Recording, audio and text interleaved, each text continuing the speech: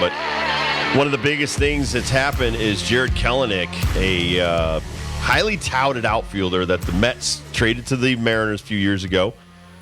Spent some time since 2021 in the major leagues, and last year was his first full year, really, in the major leagues. And he did some really good things for the Seattle Mariners, and it's kind of a head-scratcher for a guy that's still under control for 3 more years. The one thing that I've been taught since I got out of baseball was if you could control a guy and it's a favorable contract, he's only making $729,000 this year. He made $709,000 last year. He's still not in terms of arbitration. He'll go after the season. So a guy that last year hit 250, 11 home runs, and drove in 50 and 105 games because he kicked the water cooler. I truly believe that he fell out of favor more so than they didn't think he was talented. That there's got to be a reason why they were disappointed in him and the whole, at 24 years old, he's still a pup when it comes to time in the major leagues. He's still under control. It's not a money-saving thing. And they must think, listen, his stock is at a high premium right now where we can get something in return. Yet, I don't know if the guys that they traded for from the Braves are going to be future stars in the major leagues. I mean, they might play in the major leagues, right. But and I know a lot of GMs will say, well, hey, if we trade 2 and get 4, and if 2 of those 4 guys turn out to be big leaguers, we win the trade. If that's the way this is going, I guess the Mariners are thinking that they, have an upside outfielder, and but again, saying this is a money dump, I don't agree. What the Angels did with Giolito and some other stars that were making big millions, that's a money dump, and it's being looked into by the Players Association and Major League Baseball because you can't do that under the terms of the collective bargaining agreement. But this just seems like Jared Kelenik, who's a talented, has a huge upside outfielder, got traded unexpectedly, and nobody saw this coming. Yeah, 250 was his best average in his 3 years. There's other times playing. He only plays a handful of games, so he played more games, 105 this year, than he had his rookie season or his sophomore season. But remember, he would have played the full year had he not broken his foot. Good point. Kicking the water cooler. Good point. And just so, putting all of this into a bag, first of all, when I see the headline, I always think, gosh, those Braves, they continue to make good moves. They get players at such a discount compared to the rest of the league. And I think they've got to know something talent-wise about this kid that Seattle is missing out on. And then I realize, exactly everything that you're saying, that something is up with this more than just the numbers I'm looking at, with numbers on his salary or numbers in his statistical categories. And when you bring up the part where he's kicking water coolers, I know I don't want to judge people based on one moment of emotion. But if you see that once, it might happen somewhere else where you don't see it. And I don't know if it's a locker room issue or they want to get rid of this guy for some odd reason, but I think if he works out for the Atlanta Braves, dude, the young talent that they already possess, I'm sorry, NL East. They're going to be there for a long time, and this kid might be a part of it for about 10 years. I mean, you're putting him up with Michael Harris and Acuna Jr. out there in the outfield. Osuna, who's usually DH or a outfielder.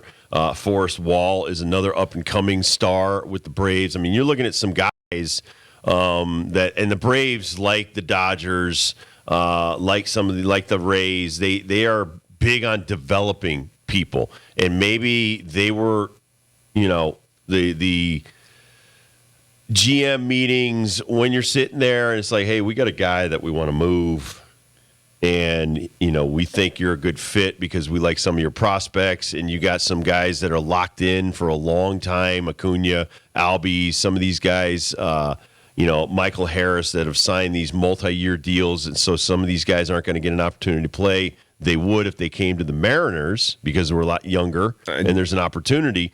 Would you be willing to take Kelenik, give up a couple of these prospects, and do us a solid, and then down the road we'll do you a solid? Well, that's the side of this coin as well. The Mariners may be making room for an outfielder. That's right. Named Shohei Ohtani. or possibly Cody, or possibly Juan Soto. So, there's that out there. But again, I would think, Kelenik would have gone to the Padres if you're going to do that. But, now that what I've seen just this week, and if you didn't notice this, the Yankees and the Padres kind of stopped their whole trade talks because it's outlandish what the Padres are asking. They're asking 7 players, including Volpe, for Juan Soto. And you're asking the moon and the stars, and you're saying, hey, will you take this moon rock? It's like this guy last year didn't have one of his greatest MLB seasons. He's known to be a diva in the locker room and possibly a disruptive. I have a hard time believing that Soto is a worse teammate than Tatis Jr., but then again, maybe he is. Maybe we don't know what we think we know. And that's the biggest thing about us not being in the locker room. We're not there on the day-to-day. We don't know how he functions amongst his peers. Maybe Tatis came back and he was just an amazing citizen. And maybe this guy was ticked off that now it's not all about him and he's got to share some of the spotlight, because when he was a National, it was all about Juan Soto.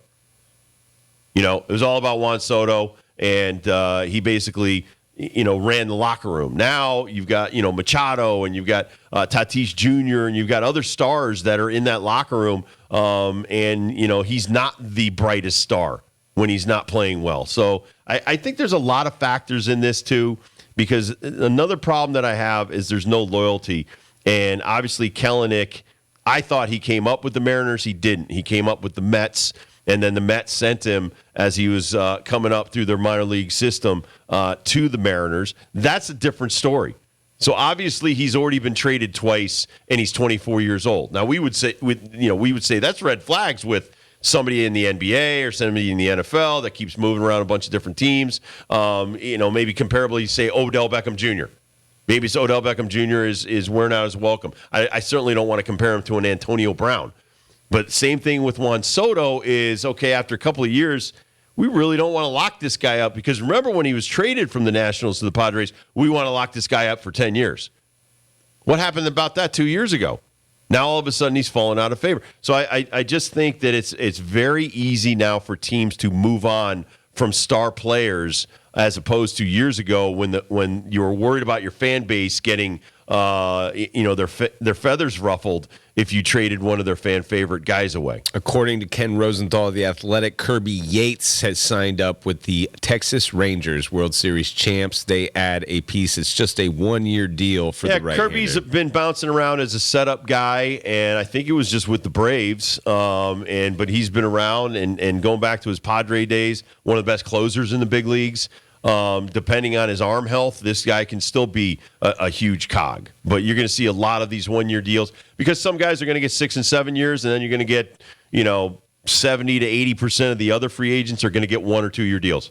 And it's been that way the last few years. And to me, it's tough because this guy maybe was offered more to stay put, maybe even a 2-year deal to stay put. But a lot of times these guys are thinking, well, if I go out there, and especially the agents, here's another big problem that a lot of guys, they tell you what they think you want to hear. You start believing your hype, and all of a sudden the money's not out there like you thought it was. And now that we're in the winter meetings, you get your guys, the dominoes are starting to fall. You're going to see the probably lesser known players getting contracts as quickly as they can so they can get a home for next year. And then you're going to see the Shohei trade, or you're going to see some of these other moves where these people are signing. It's a tough act, like just a tough balancing act for teams. And that Soto trade, but Shohei signing. Well, I'm thinking of Shohei, though, too, because like every team, to me, this is the domino of the offseason. Right. Once this one falls, everyone can put their pieces together. But if you are going to the balance act of putting all your eggs in the basket of we want Shohei, and then if you don't get him, what's your contingency plan? I'm reading this report from Bob Nightingale. I don't like it, but it's USA Today's our friend Bob Nightingale. We trust him a bunch with his reporting. He says the Cubs' optimism of getting Shohei has waned, and they are looking at contingency plan Bs, one being possibly signing a 1-year deal with Rhys Hoskins of the Philadelphia Phillies. By the way, this Marco Gonzalez, who was in the Kelenik trade, Ken Rosenthal is also reporting because he has a long-term contract. Flip him to another team. Remember, he's controlled by his contract. Yeah, just going back a few years to Chris Sale. So that means that the Braves are going to probably make some more moves. Which, again, Kelenik might not stay a Brave. Maybe somebody else wanted Kelenik, and they said, hey, we can't get him. They don't want to deal with our team. Maybe you go get him, and then we'll deal with you down the road. And that's what happens as well. But you're 100% right. A lot of these free agents right now, the Blake Snells, the Bellingers, they're waiting for Shohei to sign. He's going to set the market, and if the market's $500 million, these dudes are going to make a ton of dough. And unfortunately, that's the MO. That doesn't show the intelligence of a lot of these front offices. That just shows you that these agents have the front offices kind of, depending on what the market is. Are there a lot of great starting pitchers out there this year? No, is not. Is there a ton of great free agent everyday players out there? No, there is not. And so if you're like 1 through 5, dude, you're thinking max money right now. And that's what's been happening lately. Some of these guys, we were talking about Dansby Swanson. Took him a long time to sign. Some of the other guys got some pretty good deals ahead of him because they were like, listen, there's only a certain amount of, let's just say my agent always had about 5 shortstops. There's only a certain amount of jobs out there at shortstop for free agents. So you quickly want to get in there because there could be 10 free agent shortstops and there's 5 jobs. You want to get in there as quick as possible. Sometimes you take less money. Sometimes, depending on the team, I'll give you an example. Years ago, you had Will Clark and Rafael Palmeiro were free agents at the same year. They honestly switched teams. One went from the Orioles to the Rangers. One went from the Rangers to the Orioles. Switched teams, got the exact same contract, which I think was like 5 years, $25 million. And I don't think people were shocked because they were both ridiculously talented, but you're saying because it's supply and demand. There wasn't a huge demand on these other teams for a great hitting first baseman that's going to be paid $5 million a year at the time was like top dollar. And they both were kind of getting disgruntled with the negotiations, and then all of a sudden, I can't remember who signed first. But maybe we'll get Will Clark on. We'll talk about this whole thing. I'm pretty sure Clark signed first, but I could be wrong about that. But whoever signed first, the guy signed like the next day and took his old spot. And it just, things like that flip-flop all the time. And so right now, a lot of teams need pitching. Some pitchers are going to be highly overpaid for this year because there's just not that many of them that are very talented. The Contemporary Baseball Era Committee came back with their votes just the other day. Unfortunately, Rob's former manager, Lou Pinella, missed by 1 vote of getting in the Hall of Fame. He needed 12 of the possible 16 votes, but only received 11. However, Jim Leyland did win the vote in getting into the Hall of Fame, the World Series manager of the Florida Marlins and also the Detroit Tigers. Let's start with Lou. Lou missing by 1 vote. He's 80 years old. I think this is horrible. Honestly, this guy is a part of so many great teams and a part of the fabric of baseball. I think the story of baseball needs to be told with this guy's name. First of all, I do know Lou. He's been in ill health the last few years. He's battled cancer. He is diabetic. He's had a whole myriad of different ailments. And, at one point, Norm showed me a picture of him. They had just seen each other up in Seattle. He couldn't have been 120 pounds. Then he did put some weight back on. So he had been very ill. But that's not a reason for putting a guy in the Hall of Fame. What's the reason for not putting him in the Hall? I don't know. I don't know what would be stopping any of those 16 votes from all unanimously putting Lou in the Hall of Fame, other than maybe he didn't talk to you if you were at the time a reporter. I don't know who's on these committees and these veterans committees, but I know it's like players, managers, former front office people, and it's different angles that are coming in on this. I just kind of like to, if I'm thinking of putting veterans in, how much, like you just said, how much he meant to the sport while he was managing, how much he meant to the sport as a player, which was incredible because he was a hard-nosed, clutch performer, not an everyday player. He was earlier in his career, but then later he was coming in and out of the lineup with the Yankees, but he was huge and always made a difference. And then as a manager, not just winning the World Series, but anywhere he went, he won. Whether it was with us, whether it was with the Mariners, whether it was with the Cubs, Devil Rays. I mean, yeah. Lou was great. Maybe not the greatest X's and O's guy you've ever seen, but one of the best at getting grown men to do their jobs.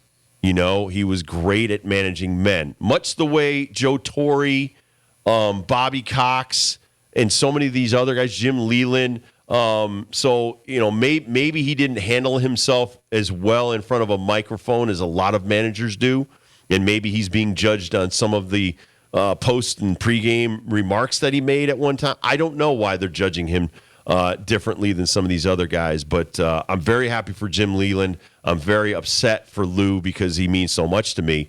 But it's just I'm not a big fan of committees and ones that don't get it right. Bunch of jabronis on that committee. Lou is 14th all-time in wins as a manager. Jim Leyland, as I said, World Series champ as a manager, 3-time manager of the year, 1990, 1992, and 2006. He will be in from the Veterans Committee, as Dib says, well-deserved. The one thing I loved about Jim Leyland is he was so old school, no nonsense, wanted to play 162. I feel like if he was down so many players, only had 8, he'd inject himself in the lineup and play whatever position he'd have to play just to get the game on. Love this guy, an old school relic that I think this game misses. I mean, Jim Leyland's behind Lou as far as wins go, and went to the World Series 3 times. It's the World Series, man. It's World Series champs. Lou's 1 for 1. Yeah. Jim Leyland was 1 for 3. Gene Mauch is in there. He didn't win any. Leo DeRocher he won 1, lost 3, had over 2,000 wins.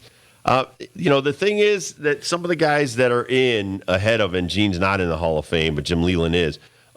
Casey Stengel, Leo DeRocher, Walter Alston, Joe McCarthy, Bucky Harris. A lot of these guys were voted in years ago. The more recent ones are Tony La Russa, Bobby Cox, Joe Torre, Sparky Anderson. I would hope that if Lou can get the vote next year, the next few years, he gets in before he passes. That's the one thing that always worries me is that sometimes guys pass and then it's like, oh, you know what? We screwed him over while he was alive. And then they kind of change their tune. And it's like, okay, posthumously, we'll put that cat in. It would mean so much to him to go into the Hall of Fame. Although I think at the same time, a lot of these guys, which Jim Leyland said, I never expected to get a call and be going into the Hall of Fame. He said the only thing he ever thought about the Hall of Fame was going to see his son play at the Field of Dreams up in Cooperstown. That's cool.